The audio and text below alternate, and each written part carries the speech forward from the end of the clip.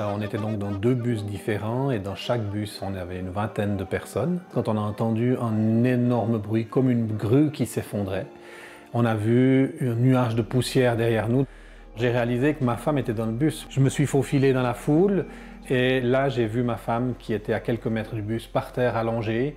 J'ai couru vers elle et j'ai vu qu'elle respirait, elle gémissait, elle disait « j'ai mal, j'ai mal, j'ai mal ». Guy und Joël Zeller wohnen in der wattländischen Gemeinde Matto in der Nähe von Yverdon-les-Bains. Zusammen schauen sie sich Bilder des Unfalls an. Uff. Der fatale Busunfall in Tansania ereignete sich am 24. Februar 2024. Joël kann sich bis heute nicht an den Unfalltag erinnern. Toi, tu étais à l'intérieur du bus au dernier rang, et là derrière, il y a la fenêtre qui était bien sûr cassée, et très rapidement, des gens t'ont sorti et t'ont posé par terre.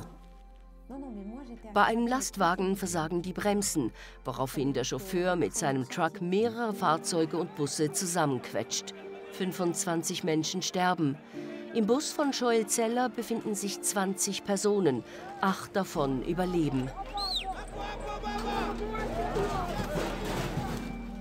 Der Bus war nur noch 5 Minuten vom Ziel entfernt. Im Rahmen ihres Masterstudiums besuchte sie zuvor die Maasai. C'était une journée extraordinaire où on a fait la rencontre d'un peuple qui vit très différemment de nous encore aujourd'hui. Dans le bus, on parlait les uns avec les autres. Ma souffrance, je n'ai pas de souvenir, mais ce qui a quand même été surprenant, c'est que la première chose que j'ai dit à ma maman, où elle est venue me voir donc dès que je suis rentrée en Suisse, c'est « Maman, je n'ai jamais autant souffert de ma vie ». Im Spital in Arusha stellt sich heraus, Joël bricht sich zweimal das Becken und erleidet 12 Rippenbrüche auf beiden Seiten. Zudem ist Blut und Wasser in die Lungen eingedrungen. Für Guy ist erst einmal wichtig, dass Joël lebt. Bei Familie Zeller in Matto sprechen Guy und Joël heute das erste Mal seit dem Unfall mit der Ärztin Katrin Scheuerl. Sie lebt seit vielen Jahren mit ihrem Mann in Tansania. Auch an sie kann sich Joël nicht erinnern. Yes, so it's a very special moment to be able to meet with you. Thank you. I was explaining to Joël and how an angel you've been on our path. It's an opportunity to thank you also for all your investment and all you did for my wife. Well, I feel like I didn't do something special, except for that I just knew this is the place to be and this is the time to be, and God could use all my education, my language, my history to be in the right place at the right time. I mean, I didn't feel like I was giving anything. I was just in the thing, in the flow. Yeah. And I mean, it's so touching to see. Yeah, it is. It's quite moving. Als Katrin Scheuerl von diesem schweren Unfall in Arusha mit mehreren toten Menschen gehört hat, fährt sie sofort zum Krankenhaus, um ihre Dienste anzubieten. Das Krankenhaus hatte natürlich, weil so ein Chaos war, es waren 25 Tote und ich weiß nicht wie viele Verletzte. Und habe gesagt, Leute, ich bin Ärztin und konnte natürlich in deren Landessprache sprechen, auf Kiswahili. Und habe gesagt, ich bin Ärztin, ich gehöre zu dem Team. Ich muss gucken, wer wo ist. Bitte lasst mich rein. Und dann haben die mich sofort reingelassen. Und da haben die festgestellt, dass sie beidseitige Rippenbrüche hatte und auf beiden Seiten Blut in dem Lungenraum war, wo eigentlich Luft und Lunge sein sollte. Und ich dachte nur, das ist ein Polytrauma, das ist eine so schwere Verletzung. Ich weiß nicht, ob die das in Tansania hinkriegen. Das geht schon mit der Hygiene los. Wenn da die Infektion reinkommt, dann dauert es 24 Stunden und dann sind die Keime da und machen eine Blutvergiftung und die ist zu 50% tödlich. Also das war mir eigentlich ganz schnell klar. Verlegung, so schnell wie es geht. Durch ihre Fachkenntnisse kann Katrin Scheuerl den Versicherungen in der Schweiz exakte Angaben machen und so die Verlegung in ein größeres Krankenhaus in Dar es Salaam und später in die Schweiz massiv beschleunigen. Zu sehen, wie sehr seine Frau leidet, macht Guy Zeller zu schaffen. Avec les 12 vertèbres cassées, avec ses poumons qui étaient douloureux, à l'intérieur, je bataillais et je disais, Seigneur, pourquoi est-ce qu'elle doit souffrir autant? Et puis j'ai eu l'impression que Dieu me répondait et qu'il me disait « Mais Guy, ta femme, elle souffre parce qu'elle est vivante. Alors remercie-moi pour la souffrance. Si elle ne souffrirait pas, elle serait morte. » Et en fait, d'avoir cette réalisation qui s'imposait à moi, ça a changé toute ma perspective et j'ai une immense paix qui est venue. Von Tansania aus wird Joel Zeller nach ihrem schweren Unfall per Rega in die Schweiz geflogen.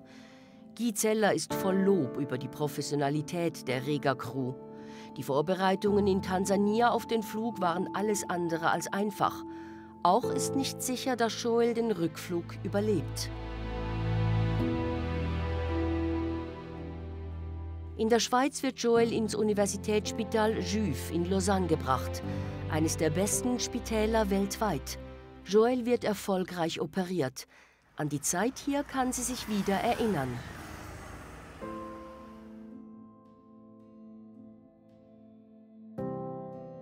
La première chose dont je me suis souvenue, c'est vraiment, je le vois encore, c'est le visage de l'infirmière au CHUV. Devant moi, là, je crois que j'oublierai jamais son image, qui me dit « Madame Zeller, on est tellement content que vous vous réveillez. Est-ce que vous savez où vous êtes ?» J'ai aucune idée. C'est quand j'ai entendu, quelques jours après qu'il y a eu des morts, que j'ai vu les photos. En fait, mes enfants m'ont dit « Mais maman, pendant 3 jours, tu as été entre la vie et la mort. » J'étais là, waouh. C'est là que j'ai pris conscience, en fait, que j'aurais pu mourir. Ouais. Vor dem Unfall liebte es Joel zu joggen. Inmitten des Heilungsprozesses im Krankenhaus hat sie ein besonderes Erlebnis. Sie empfindet, als würde Jesus zu ihr sprechen. Et puis c'est là que j'ai entendu ou reçu, j'ai eu cette impression de Joël, on va courir ensemble rapidement encore. Et puis je me suis saisie de cette promesse et puis oui, j'y ai cru. Mais j'ai bien entendu le bientôt. Ça a été une grande leçon de vie pour moi. Parce que j'ai réalisé qu'on peut recevoir de ces convictions, ça ne va pas tomber du ciel, et puis tout à coup ça va arriver. J'ai dû faire ma part.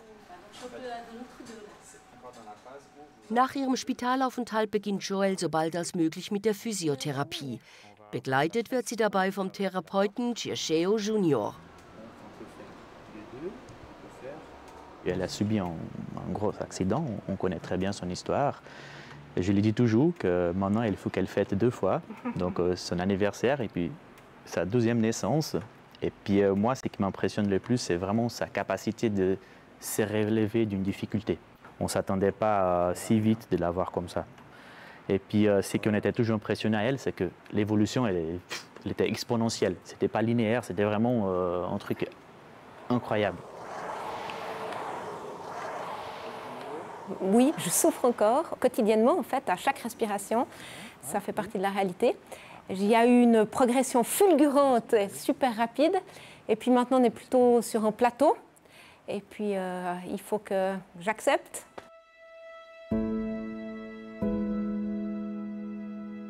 Joel und Guy Zeller sind Teil der weltweiten Organisation Jugend mit einer Mission. Sie wurde vor 60 Jahren gegründet und ist in 200 Ländern tätig. In Yverdon-les-Bains sind Zellers und ihr Team besonders in der Jugendbewegung King's Kids tätig. Für die gesamte Organisation war es ein großer Schock. Die Mehrheit der 25 Menschen, die in Tansania starben, gehörten zu ihrer Gruppe.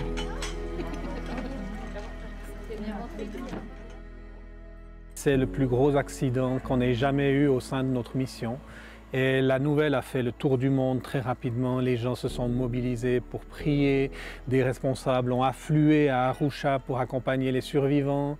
Même les plus petites bases reculées dans le Pacifique ou n'importe où voulaient faire leur part pour pouvoir donner un coup de main dans cette situation. Joel durchläuft einen Master in Pioneering Leadership, um Gesellschaften ganzheitlich zur Entfaltung zu bringen. Deswegen war sie in Tansania. Weshalb sie überlebt habe, andere nicht. Darauf werde sie wohl nie eine befriedigende Antwort finden. Heute Abend sind fast alle Kinder von Guy und Joel bei ihnen in Matto zu Besuch.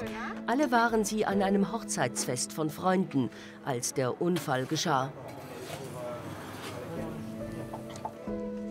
C'était dur de m'imaginer ma vie sans ma maman, de penser à tout ce qu'elle pourrait pas être là ou comme ça. J'ai vraiment fondu en larmes avec mes frères et sœurs. Du coup, j'ai pu vraiment, ils ont vraiment pu me réconforter et me soutenir. Ça reste en choc, je pense, et je pense que je suis pas non plus totalement guéri. On commençait à apprendre de plus en plus de personnes qui étaient décédées. La dernière information qu'on avait, c'est qu'elle était vivante, mais on ne savait pas dans quel état. Donc là, j'ai eu peur. Ouais. Pour moi, d'être entourée de 4 générations, de les avoir tout près, de pouvoir les embrasser littéralement, pour moi, ça a été très très important.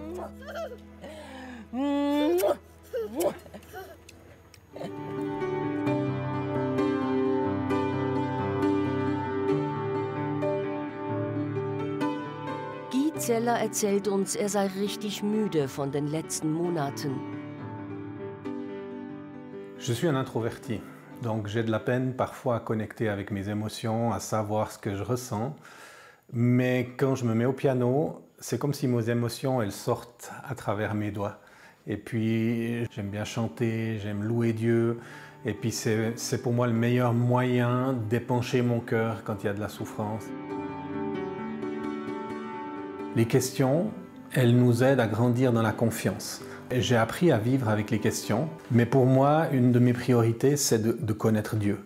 Et plus je le connais, plus je sais que je peux m'appuyer sur lui et que je peux vivre dans la confiance, y compris dans les choses que je ne comprends pas.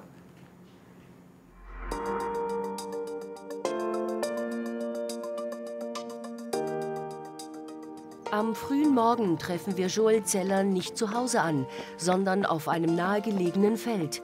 Erst 6 Monate sind seit ihrem schweren Unfall vergangen. Quand j'ai reçu cette parole, cette conviction qu'on allait courir ensemble bientôt, je me suis accrochée à ça. En fait, même quand j'ai recommencé à marcher, j'ai essayé de courir les premières fois, mais je courais 2 pas et puis ça me faisait tellement mal que je devais arrêter.